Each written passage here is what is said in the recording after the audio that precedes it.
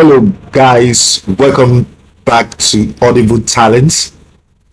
I am Franklin, and today we are going to be diving into a topic that's an absolute game changer for freelance careers: finding clients using LinkedIn.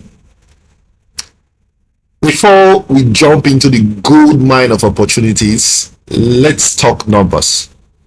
Did you know that LinkedIn boasts over a whooping 770 individuals?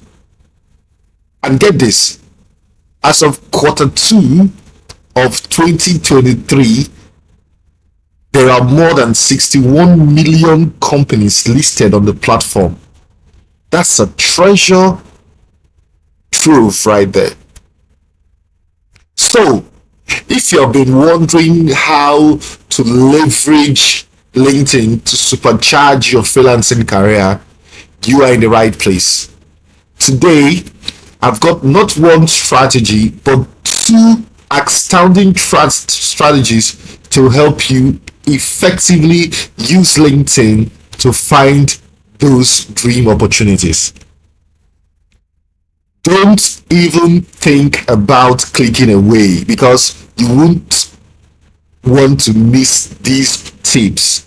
And if you are new around here, do us a solid and hit that subscribe button so you never miss out on our freelancing germs. Plus, feel free to drop any question you have in the comment section. Any question at all. We are here to help.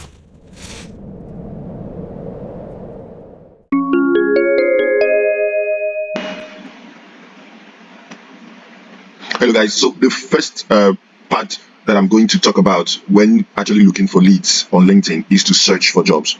Now, we want to use something like a video editor as an example. Video editor as an example. So now we're going to click on looking for video editing jobs on LinkedIn jobs. So naturally, when you search on LinkedIn, by inputting video editor or any other search that you want to actually do, you find out that there are many options that would come out for you. So the first thing that you need to do is to select jobs.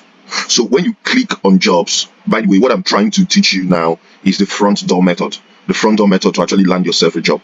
Now, once you click on jobs, you will find out all the jobs that has to do with video editing. You may want to change location. This location right now is in Nigeria. Right, so there are 18 results here, but then probably you want to look for jobs that are actually remote because it's a freelancing job. So you click on remote and let's see what's there. So the result here is 6 results, but still it's still in the jobs here are still in Nigeria. So let's try to look at something that is in the United States of America. For instance, the United States of America has the largest number of freelancers demand. So we have remote jobs that are 14. So when you look through, you can see one month ago, 2 months ago, 1 day ago, this one pays a whooping amount of 31k to 42k per year, and then there's also a benefit.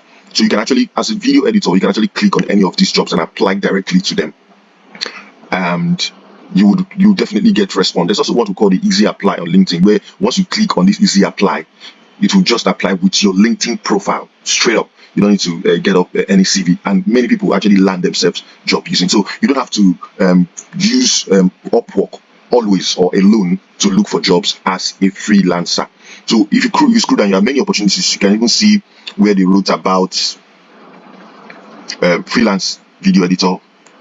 You can see digital video editor, freelance audio video editor, freelance intern, and they are remote jobs. Remote jobs means that you don't have to be there to get these jobs. You don't have to be there to get these jobs. So that is it for this first part. Now, the second part I'm going to talk about is going through the back door. Going through the back door. Now, going through the back door to get jobs, I would not actually go to, looking at jobs. I would instead try to look for video editors and the companies they work for. Again, I'm going to choose the United States. No, you can actually do this for any country of your choice, but let's choose United States in this case, for example. So why this is important is because you are going to actually see some companies that hire video editors. They actually have video editors. So if you look at these companies, there are many companies here, TBN, Multicam, many of them. But for the sake of actually getting jobs as a freelancer, you may want to target companies that are between 11 to 50. That is a sweet spot. 11 to 50. Why we don't advise you to go above that is because other companies who are actually larger may have kind of an already full-time freelance editor, right? And most of these companies pay hugely, and to even get into these companies are a little bit difficult. If you can get those, fine. But we're looking at companies that are small companies. So let's look for individuals who work for these companies. So I'm trying to select company types. So let's use keywords instead to try to filter some things away.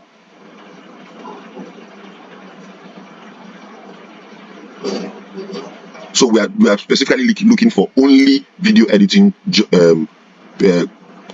guys. So we have about 9,000 results. So you may want to now start checking them out one after the other to see if there are freelance roles. So, but one other thing that you can do is to just put in freelance editor, freelance video editor. So if you input this and you go to search people, you see that the number has also reduced to 3,600. So it means that many of these guys work in actually freelance video editors. So let's look at Breezy Granzo, for instance. Breezy Granzo. She's a freelance video editor for. Let's look at the companies that she has worked for before.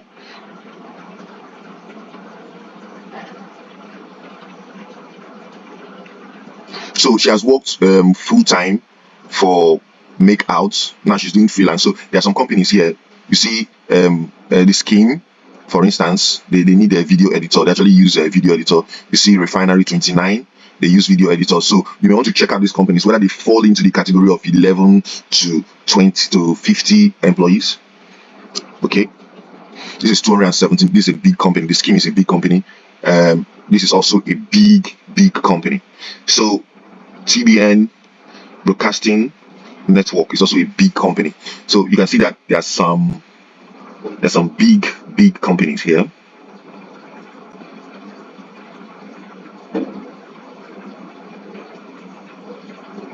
So let's look at Bohan Zelensky. Let's see. Freelance editor. The guy is a freelance editor at Upwork, but he has also worked for some companies. Freelance video editor, but he has also worked for some companies. He has worked for Upwork for like 5 years. Worked with Upwork for like 5 years. So I think that's that for this guy. So we can go on and on to keep checking. Let's look at more freelance video editors. Freelance video editor.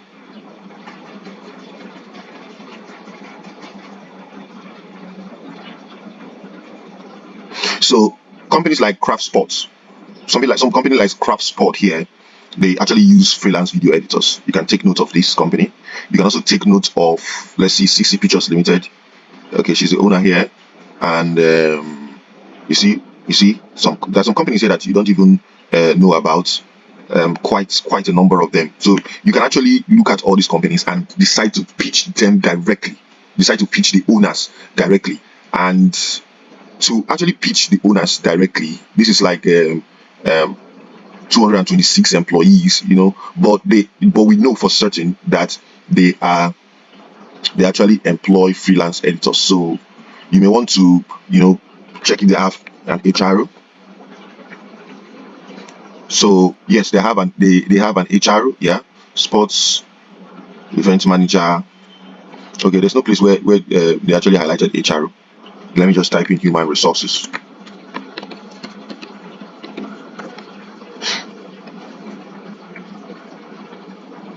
So this is their human resource person. Is it correct? Human resources at US department. Okay, this US department for.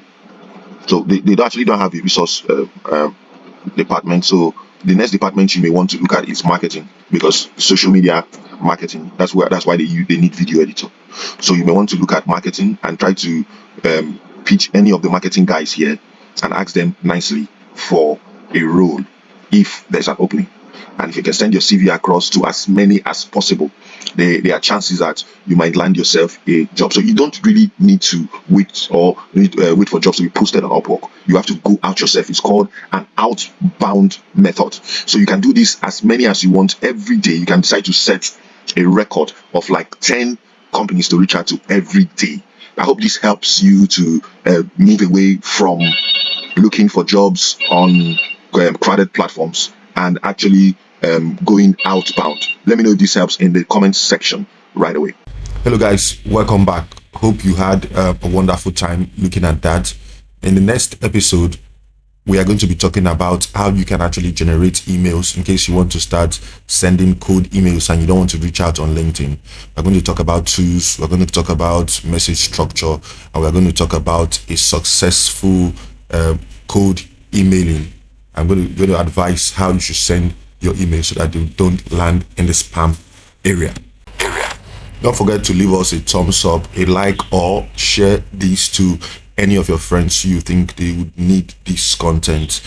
If you like this content and actually set up the notification button, you'll be the first to know when we drop the next one.